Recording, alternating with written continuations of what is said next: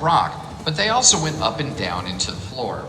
Coming up on your left is an old floor drilling machine that would have been here with the miners, drilling holes in the ground where they would stick dynamite, blasting the rock out of the floor, and then moving deeper down into the rock.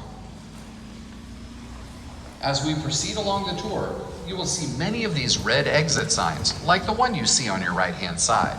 If there was an emergency in the cavern where we were caught back here behind a fire, we would get into this emergency corridor where there is approximately 2 hours worth of air, or we could just walk outside the cavern in less than a few minutes through the safety of this corridor. There is a special fan that turns on that will pressurize the walkway with air, giving us fresh air the whole time we would be walking out of the cavern. Once you get into this corridor, you're considered to be outside of the underground. We believe this to be one of a kind, and you will never be more than 350 feet from it on this tour. Hopefully. Actually, if we all had to go into the corridor and open up the door, as soon as we open the door, guess what would happen? Lights would come on in that corridor, both to the right and to the left. And all you gotta do is take a look where you're at and figure out how to get out of here, because the owners put up arrows on the walls every 10 feet inside the corridor, and after the arrow it says, "This way, out." Coming up on your right now, you will see the equipment needed to install a roof bolt. Roof bolts are mainly installed in the areas close to the entrance of the cavern, where there is a tremendous difference in temperature change.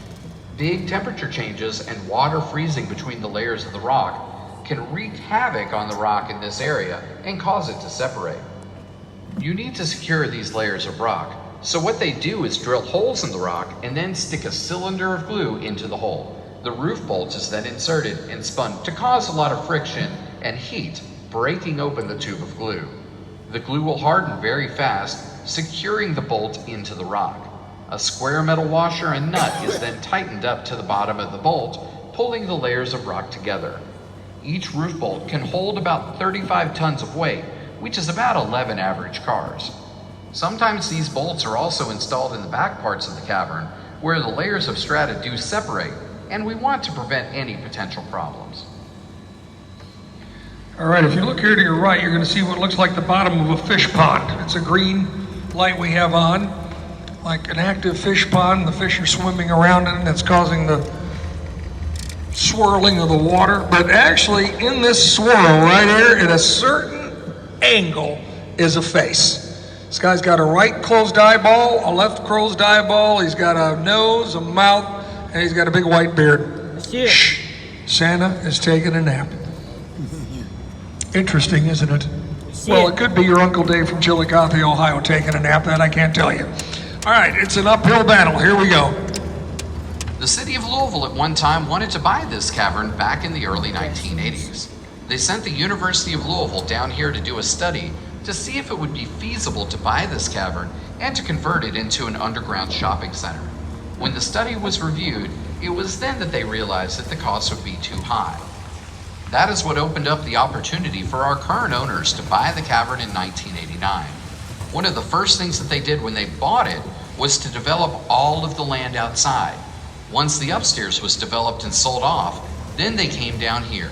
Yep, $2.3 million, 100 acres, and if they put up walls, they could probably create close to 4 million square footage of storage space.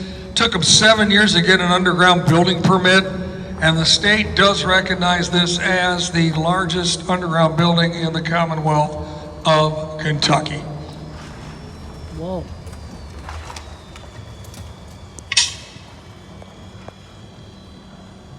Looking straight ahead, you will see a large concrete wall. This wall was put up for our added security. Geotechnical engineers came in here checking out our cavern and suggested we put this wall up because the pillars were just a little bit too far apart in this area. 100 feet apart.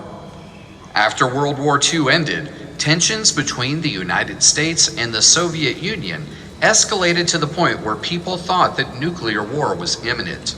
The threat was especially high during the Cuban Missile Crisis of the 1960s. The problem with nuclear weapons extended beyond the initial blast. Nuclear fallout was deadly, and it spread on the wind.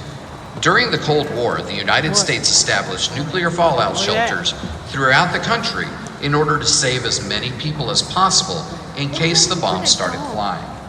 Yeah, This this is cavern hard. had a list of 50,000 people who were allowed in this fallout shelter.